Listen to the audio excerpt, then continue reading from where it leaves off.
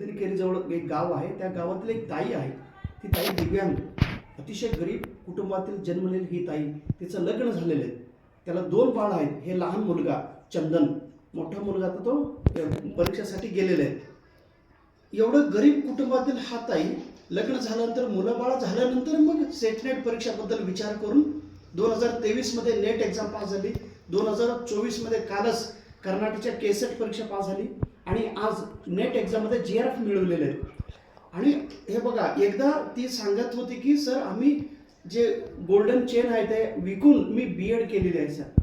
माझं गाव मागासवर्गीय गाव आहे, घरात शिक्षण घेतलेलं कोणी नाही, नवरा आहे परंतु त्यांना शिक्षणाबद्दल जास्त माहीत नाही, शिक्षणाबद्दल महत्त्व माहीत नाही.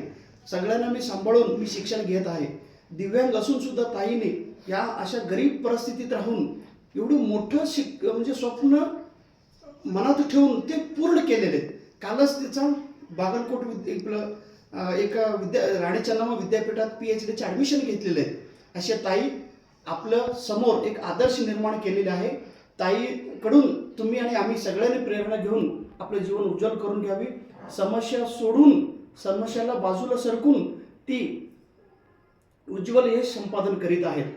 ताईंच्या घरी आल्यानंतर ताईने आम्हाला सत्कार केलेत. आम्ही, माझी बायको, माझा मुलगा, मुली, माझे वडील सगळ्यांनी आम्ही इथं आलो. ताईंचं दर्शन झालं, ताईंचं भेट झालं, खूप आनंद झालो आम्ही. आणि जीवन जगलेलं सार्थक झालेलं बघा.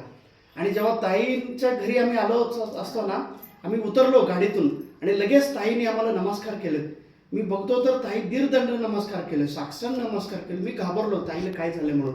आमच्या ड्रायव्हर दादा पळून पळून ताईला पकडले, काय झालं ताई म्हणून. म्हणजे एवढी कृतज्ञता भाव हा कुठून येतो?